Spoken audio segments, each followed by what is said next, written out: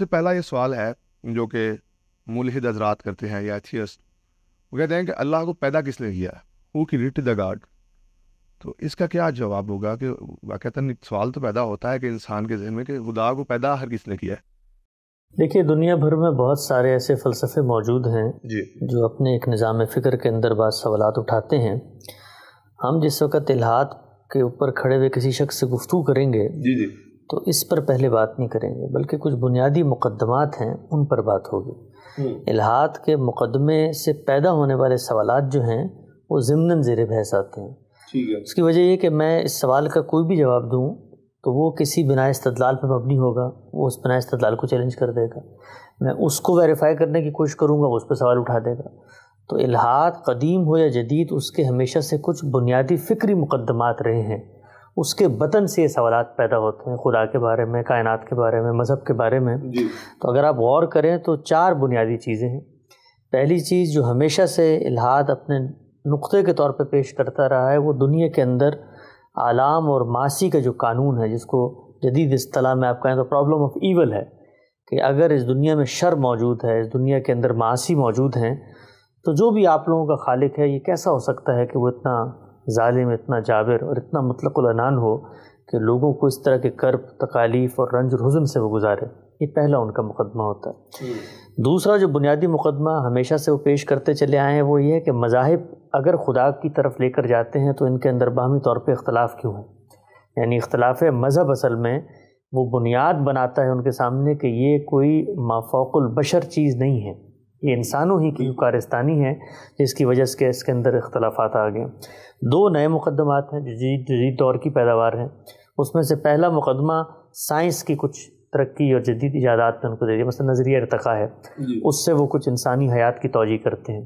اسی طریقے سے خود مذہبی مقدمات کے اوپر جدید جو سوشل سائنسز کے اندر ارتقاء ہوا ہے، انہوں نے کچھ معاشی اقدار پیدا کی ہیں، معاشرتی اقدار پیدا کی ہیں، اس طرح سے اخلاقی کچھ ضابطے پیدا کیے ہیں.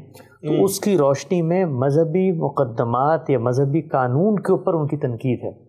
تو یہ 4 پہلو ہیں جو کبھی بھی الحاد کے اوپر کھڑا ہوا کوئی شخص ہے تو اس کے ساتھ زیر بحث آئیں گے.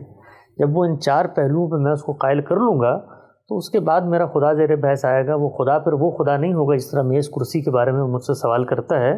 یہ تو مخلوق ہے، میرا خدا تو مخلوق نہیں ہے. یہ بالکل بات ہے. تو جس چیز کو آپ پہلے مخلوق قرار دے رہے ہیں، میں تو اس پورے مقدمے پہ آپ سے بات کروں. اور ہماری یہ بھی انشاءاللہ کوشش ہے اپنے استاد کے ساتھ اس کے اوپر ایک مکمل سیریز کرنے کا ارادہ ہے الحاد کے اوپر. اس کا آپ علمی فکری مقدمہ، اس کا یہ مقام تو نہیں ہے کہ میں پیش کروں، وہاں آپ سن سکتے ہیں. لیکن میں صرف یہی کہوں گا ان لوگوں سے کہ جو ملحدین کے ساتھ گفتگو کرنا چاہتے ہیں، اس کی کوئی ضرورت نہیں ہے کہ آپ ان کے اس طرح کے جو سوالات ہیں کہ خدا ہے تو ثابت کرو، دکھاؤ ہمیں کہاں پر ہے، اس کو کس نے بنایا ہے. کچھ بنیادی مقدمات ہیں جن سے ان کے سوالات پیدا ہوتے ہیں، وہ اگر حل ہو جائیں گے تو میرا خدا آپ سے آپ ثابت ہو جائے گا.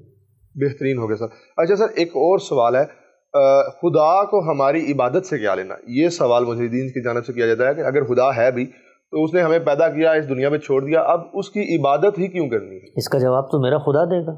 اچھا، یعنی اگر ملحدین کو اس پر کوئی سوال پیدا ہوتا ہے تو وہ سوال تو مجھے پیدا ہونا چاہیے نا، جو خدا کو مان رہا ہے. مجھے تو پیدا نہیں ہو رہا.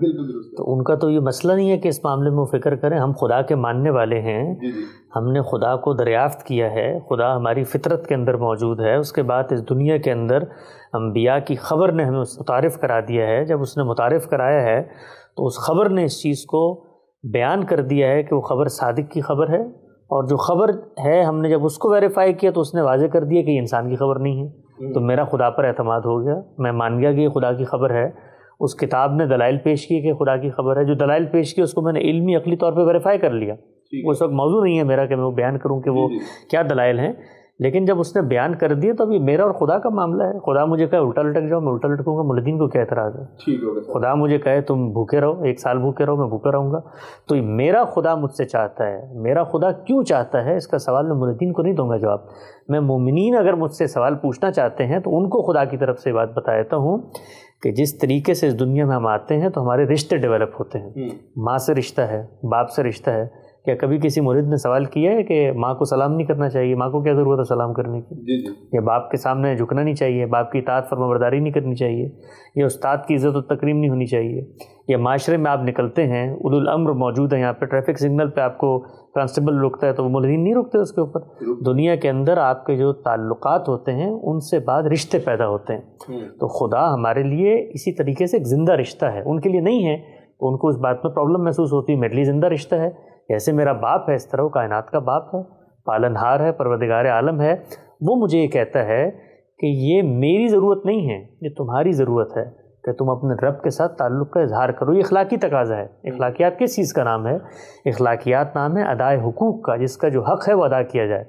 تو اگر ماں کا حق ہے کہ اس کو سلام کروں میں، اس نے میرا خیال کیا ہے، پرورش پرداخت نگہداشت کی ہے، تو خدا نے میرے ساتھ کچھ نہیں کیا۔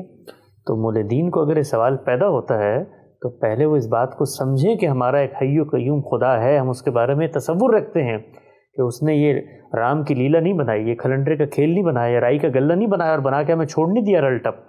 یہ آپ سے آپ نہیں چل رہی، بلکہ اس میں حی اور قیوم خدا ہے، وہ موجود ہے، اس کے ساتھ میں نے اپنے رشتے، اپنے تعلق کا اظہار کرنا ہے، اسی کا نام عبادت ہے۔ ماشاء اللہ سر۔ اچھا